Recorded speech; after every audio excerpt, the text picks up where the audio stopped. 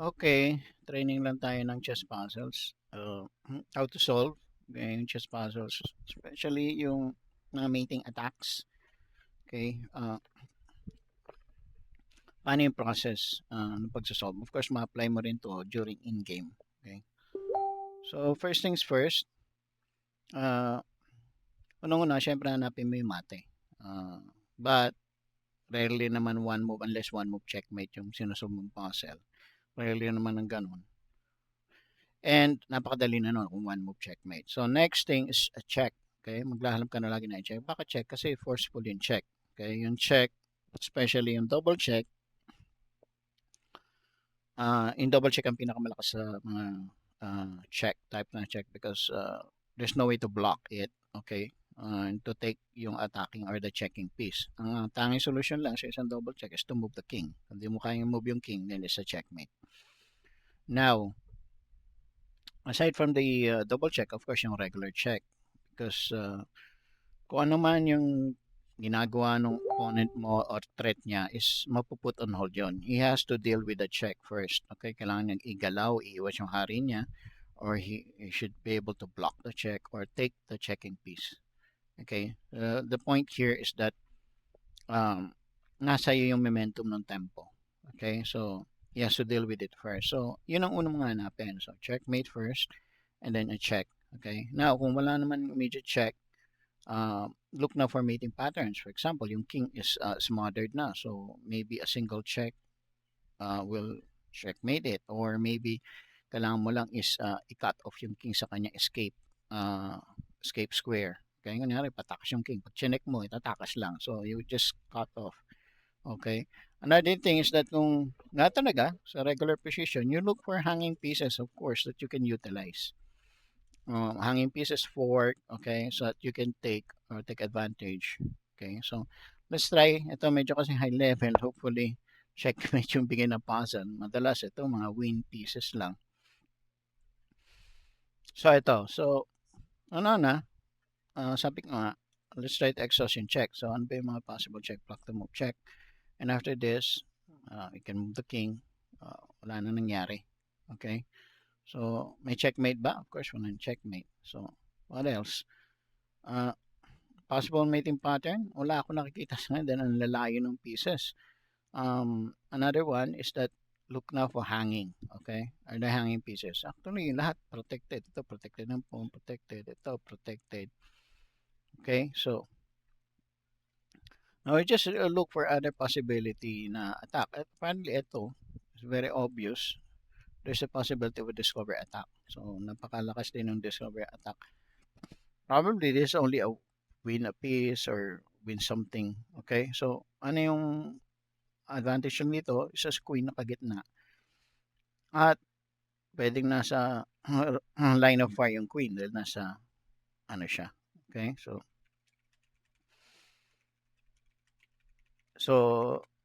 pwede ba natin ma-utilize to for advantage? And titingnan mo rin. Partner siya, may immediate threat rin yung white. Ano yung immediate threat ng white? Ito. May immediate check siya dito. So, if nothing forceful ang gagawin natin, is i-check siya dito. Okay? So, apparently, na-try na natin yung check, which is useless naman. At siya, meron siyang ano. So, meron pa tayong way na ma-execute yung attack. Kaya lang, hindi dapat siya makacheck dito. So, one possibility is here. Protecting the bishop, protecting yung checking square. So, the queen has to move. Saan mo move yung queen? Hindi siya pwede mag-move dito, hindi pwede dito, hindi pwede dito. So, looking at it, parang halos matrap yung queen eh. Kung dito siya, mapipin siya. So, ang tanging move ng queen dito or dito. Okay? So, pag dito, siyempre, kunyari, siya dyan, meron na pa tayong winning pattern. May na-create ba na bago? Wala pa rin akong makita. So,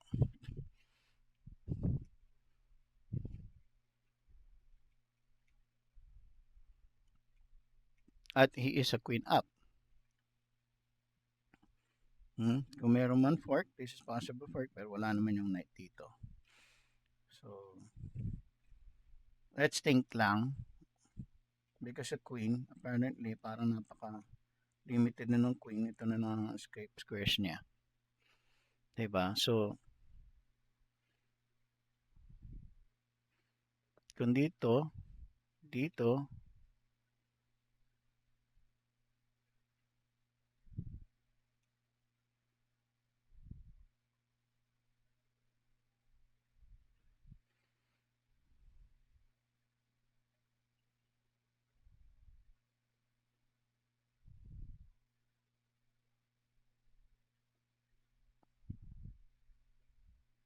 find the best move for black.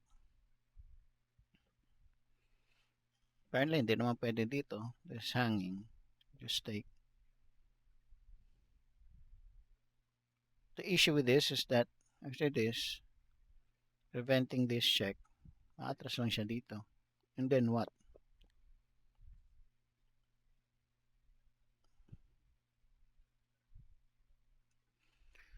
Okay, so let's try. Sabi ko nga, seems that the queen is actually trapped. Okay, so yun na, isa pa yun. Makita mo yung mga trap pieces. The only problem is that nandito sa diagonal na to yung escape square ng queen. Okay, so if we can get the bishop somewhere here, bishop dito, the queen can be trapped. Diba? So, yung check is again, nag-work siya as perfect interpolation. Oh, and then we can trap the queen here na. Of course, we will take the queen na. Okay? So, medyo mahirap pero nakita mo pa natin na-deduce yung medyo medyo high level na kasi. Of course, yung mating puzzles are a lot easier. Okay? So, this is endgame. Hindi kasama to. Pero again, sa endgame, ang pinaka-importante is you create a pass pawn. Sometimes you just give it all away just to create a pass pawn. Ang pinakamalaga how to create a pass pawn. So, easiest way to create a pass pawn, of course, push mo lang to. Diba? Ang problem is, pag kinain niya, pag kinain mo, pwede niya habulin. And what if, para mapalayo, pagkain niya dito may push, aabutan pa rin niya. Paano mo makukompute kung aabutan ng hari? Titingnan mo lang yung triangulation. Okay, for example, ito. Ito, create tayo, kain, push. Aabutan ba yan? Triangulation, sorry. Square pala, the square. Draw ka lang ng diagonal and dong tamaan yung board, tapos yung square, yan. Ito, ito. Pag pumasok dyan yung kalabang hari, which is titira siya, aabutan niya. So, aabutan niya. Okay? So, it doesn't work. Pag ganon, kain, push, aabutan pa rin ng hari. And you have to deal with double pass pawn. So, how to create. Now, the only problem here is that actually, the king itself is nakakahabol. So, maybe, there's no way we can, natin, kahit na sacrifice natin po, nahabol pa rin siya, maybe we can just cut it off. So, I think this is the best move to it. Of course, makakapush siya with check. Okay? And then, pag bumaba naman tayo, check na naman siya. So, we have to keep the king from getting back here so we can push. So, kukumputin lang natin, check, goes up here, pupush siya rito. Okay? Now, sino mauuna? Yan ang problema. Kasi, push here, push here, push here, push here, push here. Oh, hindi naka-queen kayo, tabla pa rin. Kasi naman, pag-abante mo rito, may free move na check siya. Diba?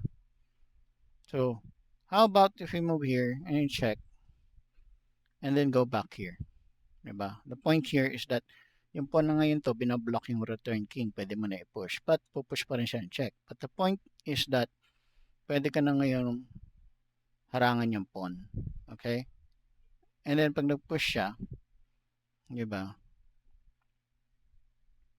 You can push here, kain, push, habol, then you can take the pawn, then drawish pa rin. So, so very tricky to. Teka lang ha. Let me see.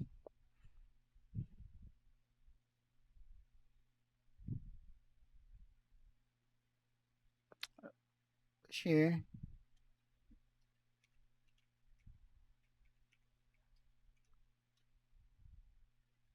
Oh, I got it na. So, pwede to. Push mo here. Kasi the idea is just to cut the king from returning. So, push here. kain, and then the king will of course chase it down. Okay? Dito kung pupush siya, hindi niya abutan. Okay? So, kain. Pagbalik dito, you can cut off here. So, hindi niya madidikitan yung pawn. At sa kanya, he is actually blocking his own pawn. Ang only way now is to move away from it. Diba? Pag move away niya, the pawn will be free na. So, that's how you solve solutions. These are pretty difficult. So, ayan. So, tama. Okay? Next. Puro endgame. Sabi ko nga endgame mahirap eh. Anyway. Anyway, this is a protected pass pawn. Madalas lugi ka dyan sa protected pass pawn kasi there's no way you can leave that pawn. It will be a pass pawn, but you cannot take it because you're protected. It is opposite colored with bishop. Okay. So, you need to dismantle it. To dismantle it, ang protection ito. So, most likely you need to dislodge this. So, the only way is to get it here. So, baka ito yung solusyon, but you will take here. At kainin. Okay. King goes here. And you just can go back. Kasi hindi mo pwedeng kainin to. Kahari yung pangkakain niya, hindi naman pawn. This is end game. So, medyo malalim to kasi advanced na nga. So, anyway, very bad example para sa mating kasi hindi mo siya nabibigyan ng mga mating position kasi generally, madali lang yung mga mating position. So, again, doon na lang sa isang account ang gagamitin ko para mas ma-put natin into practice yung rules ng or yung guide ng pag-solve ng mating puzzle. So again, look for checkmate muna, not exhaust all possible checks. Okay? And then keep on analyzing with those possible checks. Pangalawa. And then next, of course, look for yung mating formation or cutting off the escape square of the king. Okay? One of the procedure. Another one is to what do you call this? Look for hanging pieces. Okay? So, in the end, kahit mag-escape siya, pwedeng mag-gain ka ng material. Okay?